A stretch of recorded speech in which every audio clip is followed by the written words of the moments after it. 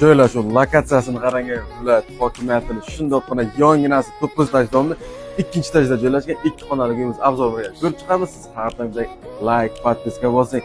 Joylashuv joyini qarang. Shundoqqina Islom Karimov ko'cha yo'li ustinasida hamma bayram tadbirlar va shu yerda bilan chiqib mazza qilib tomosha qiladigan joy. Endi uyni chekiramiz.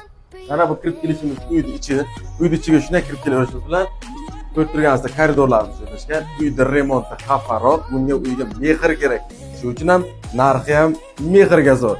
Boshladik. Bu tomonda shunday olishimiz bilan dushoylarimizdan keyin esa ham bu tomonda sanuzellarimiz joylashgan. Sanuzellar shunday chiqishimiz bilan keyin oshxonani ko'rsatamiz.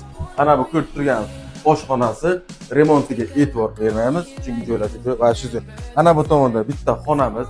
Bu yerda hozir vaqtincha studentlar turibdi. Shunday kelishimiz bilan bu tomonda balkonlarni ham ko'rsating. Balkonlari ham kattagina balkonlarga ega.